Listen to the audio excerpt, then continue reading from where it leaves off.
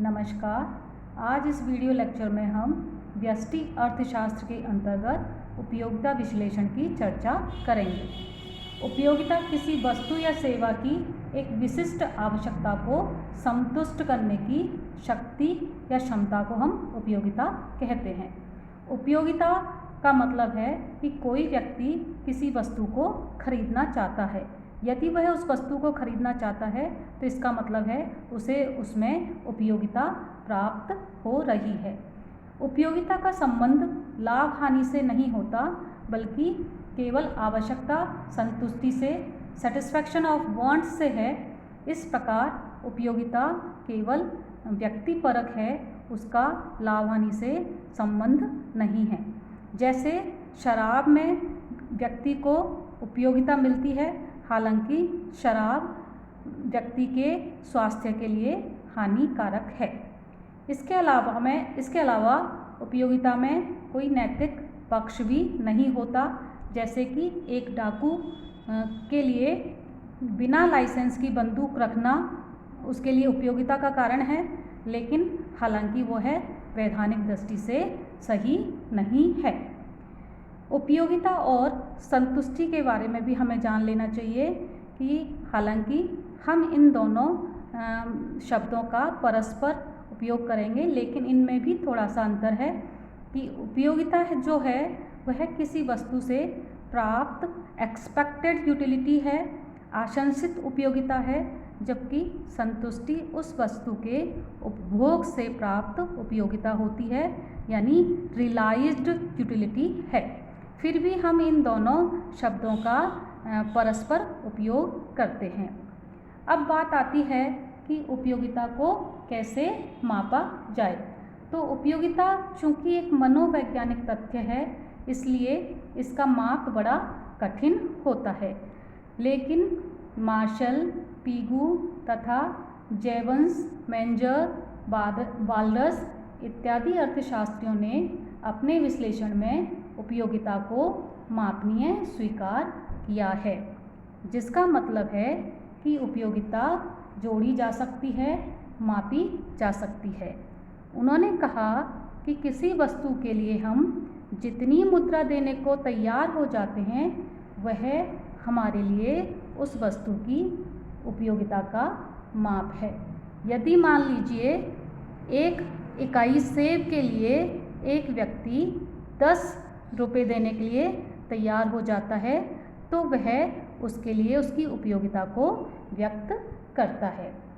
उपयोगिता को हम कल्पित इकाइयों में जैसे यूटिल्स में भी व्यक्त कर सकते हैं। ये उपयोगिता का गणनावाचक विश्लेषण कहलाता है, जिसमें हम उपयोगिता को माप सकते हैं और इसे कल्पित इकाइयों यूटिल्स में व्यक्त कर सकते हैं। बाद में कुछ अर्थशास्त्रियों ने उपभोक्ता के व्यवहार का अध्ययन करने के लिए उपयोगिता की मापनीयता को चुनौती दी और उन्होंने कहा कि उपयोगिता को मापा नहीं जा सकता, उपयोगिता को मापना अनावश्यक है और असंभव है। उन्होंने कहा कि हम उपयोगिता को माप नहीं सकते, केवल हम यह बता सकते हैं कि किसी वस्तु के उपभोग से हमें कम या ज़्यादा उपयोगिता मिल रही है, और इसके लिए उन्होंने उपयोगिता का तटस्थता वक्र विश्लेषण प्रस्तुत किया, जिसे हम उपयोगिता का क्रमवाचक दृष्टिकोण ऑर्डिनल एनालिसिस कहते हैं, और जिसमें उपयोगिता को मापा जाता है उसे हम गणनावाचक दृष्टिकोण कहते हैं। तो सबसे पहले हम गणनावाचक दृष्टिकोण की चर्चा करें, जिसमें हम उपयोगिता को माप सकते हैं। गणनावाचक विश्लेषण की कुछ मान्यताएं हैं, जिनके आधार पर उन्होंने विश्लेषण प्रस्तुत किया है। सबसे पहली बात तो इसमें यही है कि उपयोगिता मापनीय है, जिसका मतलब है कि हम उपयोगिता को सैद्धांतिक रूप से माप सकते हैं और व्यवहारिक रूप से भी माप सकते हैं। व्यवहार में उपयोगिता को मापा जा सकता है, इसे अंकों में व्यक्त किया जा सकता है, जिसको उन्होंने काल्पनिक इकाई यूटिल्स में व्यक्त किया है। दूसरी बात ये कि उपयोगिता योगशील है। उपयोगिता योगशील है, इसका मतलब है कि विभिन्न वस्तुओं से प्राप्त उपयोगिताएं तथा एक वस्तु की विभिन्न इकाइयों से प्राप्त उपयोगिताओं को जोड़ा जा सकता है, क्योंकि उपयोगिता को हम संख्यावाचक तरीके से माप सकते हैं। इसके अलावा हम उपयोगिता विश्लेषण की मान्यता के अंतर्गत यह मान के चलते हैं कि जो उपयोगिता है, या हम इसको तुष्टि गुण भी बोलते हैं, कि तुष्टि गुण स्वतंत्र होते हैं। जिसका मतलब क्या है कि एक वस्तु से प्राप्त उपयोगिता उसी वस्तु पर निर्भर करती है, उसकी पूरक या प्रतिस्थापन वस्तुओं की उपयोगिता से उसका लेना देना नहीं होता है। कहने का मतलब ये है कि किसी वस्तु से जो उपयोगिता उपभोक्ता प्राप्त करता है वह पूरी तरह से उसी वस्तु की मात्रा पर निर्भर होती है। अगली बात कि मुद्रा की सीमांत उपयोगिता स्थिर मानी जाती है।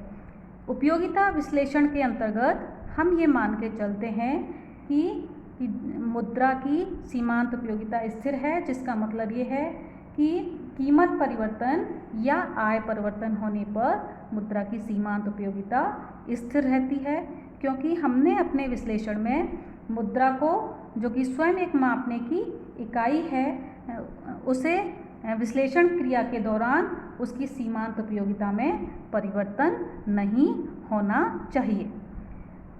उपयोगिता विश्लेषण की अगली मान्यता है कि उपभोक्ता विवेकशील है, जिसका मतलब ये है कि वह अपनी दी हुई आय से अधिकतम संतोष प्राप्त करना चाहता है। इसके बाद हम उपयोगिता विश्लेषण में जब उपभोक्ता के व्यवहार की चर्चा करेंगे तो हम उसमें अन्य बातें समान रहने की मान्यता भी लेकर चलते हैं। जैसे आगे हम चलकर उपयोगिता ह्रास नियम की चर्चा करेंगे, तब उसमें हम देखेंगे कि उपयोगिता ह्रास नियम को लागू होने में अन्य बातें समान रहने की हम मान्यता लेंगे। इसके अलावा जो उपयोगिता विश्लेषण है वह अंतर विश्लेषणात्मक पद्धति है, इंट्रोस्पेक्टिव मेथड है, जिसका मतलब ये है कि उपयोगिता उपभोक्ता की मानसिक दशा पर निर्भर करती है। उपभोक्ता उपयोगिता को अनुभव करता है। अब बात आती है कुल उपयोगिता और सीमांत उपयोगिता की। हम कुल उपयोगिता को इस प्रकार देख सकते हैं कि किसी वस्तु की विभिन्न इकाइयों के उपयोग से जो हमें कुल संतुष्टि प्राप्त होती है उसे हम कुल उपयोगिता कहते हैं। कहने का मतलब ये है कि यदि X वस्तु है, उसकी विभिन्न इकाइयों का यदि हम उपभोग करेंगे तो उससे जो कुल उपयोगिता प्राप्त होगी, जिसको हम टोटल यूटिलिटी कहेंगे, total utility of X is equal to जो X की जो विभिन्न इकाइयाँ हैं, हम उनसे जो उपयोगिता प्राप्त कर रहे हैं, हम उसके जोड़ को कुल उपयोगिता कहेंगे। तो कुल उपयोगिता जो है वो सीमांत उपयोगिता, X वस्तु की जो पहली इकाई है उससे मिलने वाली सीमांत उपयोगिता प्लस X वस्तु की जो दूसरी इकाई है उससे मिलने वाली सीमांत उपयोगिता प्लस तीसरी इकाई से मिलने वाली सीमांत उपयोगिता। इस प्रकार जो उपभोक्ता n वस्तुओं का उपभोग करता है उनसे प्राप्त होने वाली जो सीमांत उपयोगिताएं हैं उनका जोड़ वह कुल उपयोगिता होती है। तो अब बात आती है कि सीमांत उपयोगिता क्या है। तो सीमांत उपयोगिता है कि किसी एक वस्तु की एक अतिरिक्त जो इकाई है उसका उपभोग करने पर कुल उपयोगिता में जो कमी या वृद्धि होती है। मतलब यदि केले की 4 इकाइयाँ उपभोग की और मुझे 4 इकाइयों के उपभोग करने से मान लीजिए 50 यूनिट के बराबर यूटिल्स के बराबर उपयोगिता मिली, लेकिन मैंने 5वीं इकाई का उपभोग किया तो मुझे कुल उपयोगिता 55 के बराबर मिली। तो जो 5वीं इकाई से मिलने वाली उपयोगिता है वो 5 के बराबर होगी। यानी 5वीं इकाई और चौथी इकाई उपभोग करने पर जो कुल उपयोगिता में जो अंतर है वो सीमांत उपयोगिता कहलाएगी। हम सीमांत उपयोगिता को इस प्रकार देख सकते हैं। सीमांत उपयोगिता जो है marginal utility is equal to total utility of n unit minus total utility of n minus 1 unit. यानी हम x वस्तु की सीमांत उपयोगिता ले रहे हैं तो x वस्तु की n इकाई के उपभोग से प्राप्त कुल उपयोगिता और उसकी एक कम इकाई के उपभोग से प्राप्त जो उपयोगिता होगी उनका जो अंतर है उसे हम सीमांत उपयोगिता कहते हैं। कुल उपयोगिता और सीमांत उपयोगिता के बारे में हमें उनका जो रिलेशनशिप है हम उसको इस टेबल के माध्यम से देख सकते हैं। इस सारणी में हम देख सकते हैं केले की मैंने विभिन्न इकाइयाँ ली हैं 0 से लेकर 7 तक, और हम देख रहे हैं कि केले की हम यदि कोई भी इकाई उपभोग नहीं करते हैं तो उससे हमें कोई उपयोगिता प्राप्त नहीं होती है।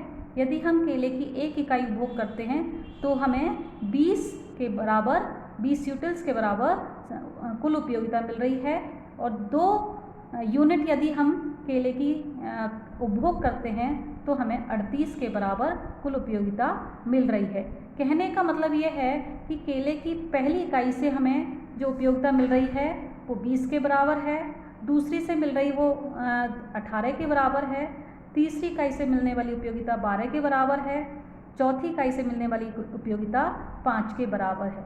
यदि हम इनको जोड़ते चले जाएं तो जैसे एक इकाई से हमें 20 सीमांत उपयोगिता मिल रही है, 2 से हमें जो उपयोगिता मिल रही है वो दोनों का योग होगी 20 और 18, इसका मतलब 38। तो इस तरह से हम देख सकते हैं इस टेबल में। इसमें आप देख रहे हैं कि जो सीमांत उपयोगिता है वो घटती जा रही है और कुल उपयोगिता बढ़ रही है, लेकिन 5वीं इकाई का उपभोग करने पर जो सीमांत उपयोगिता है वो 0 है। यानी कहने का मतलब है कि जो कुल उपयोगिता में 5वीं इकाई पर कुछ भी वृद्धि नहीं हो रही है। इसका मतलब ये है कि 4 इकाई तक जो मार्जिनल यूटिलिटी है वो ग्रेटर देन 0 है, यानी जो टोटल यूटिलिटी है वो बढ़ रही है, लेकिन उसकी जो बढ़ने की दर है वो घटती हुई है, और 5वीं इकाई पर उसे उपभोक्ता को कोई भी उपयोगिता नहीं मिल रही है। इसे हम संतृप्ति बिंदु या पॉइंट ऑफ सैटिस्फैक्शन कहते हैं। इस बिंदु पर आकर उपभोक्ता को कुल उपयोगिता अधिकतम मिलती है और सीमांत उपयोगिता 0 है। यदि उपभोक्ता को 5वीं इकाई के बाद भी केले का उपभोग करने दिया जाए तो उससे डिसयूटिलिटी असंतुष्टि प्राप्त होती है, जिसका मतलब है सीमांत उपयोगिता उसकी ऋणात्मक होने लगती है, यानी जो मार्जिनल यूटिलिटी है वह नेगेटिव है। इसी प्रवृत्ति को हम सीमांत उपयोगिता और कुल उपयोगिता, इन दोनों की प्रवृत्ति को हम जो रेखा चित्र है जो मैंने बनाया हुआ है इसमें हम देख सकते हैं। OX अक्ष पर केले की इकाइयाँ हैं, OY अक्ष पर हमने ऊपर वाले भाग में चित्र के कुल उपयोगिता लिया है, और मैंने बताया है इसमें कि हम देख सकते हैं कि जो कुल उपयोगिता है वो बढ़ती हुई है, लेकिन इसकी जो बढ़ने की दर है वो घटती हुई है, और इस पॉइंट पर आकर हम इसको T पॉइंट मान लें, इस पॉइंट पर आकर उपयोगिता अधिकतम हो गई है। इस चित्र के निचले पार्ट में हम देख रहे हैं कि OX अक्ष पर मैंने केले की इकाइयाँ ली हैं और OY अक्ष पर सीमांत उपयोगिता ली है, और सीमांत उपयोगिता आपको घटती हुई दिखाई दे रही है, और इस बिंदु पर आकर सीमांत उपयोगिता 0 हो जाती है। तो इस प्रकार जो उपयोगिता का जो गणनावाचक दृष्टिकोण है उसमें हमने कुल उपयोगिता और सीमांत उपयोगिता इन दोनों की अवधारणाओं को देखा। सीमांत उपयोगिता और कुल उपयोगिता दोनों की अवधारणाएं ये बहुत महत्वपूर्ण है। हमें आगे इन पर आधारित जो नियम हैं, उपयोगिता ह्रास नियम, समसीमांत उपयोगिता के नियम, इनका हम अगले वीडियो में अध्ययन करेंगे। Thank you.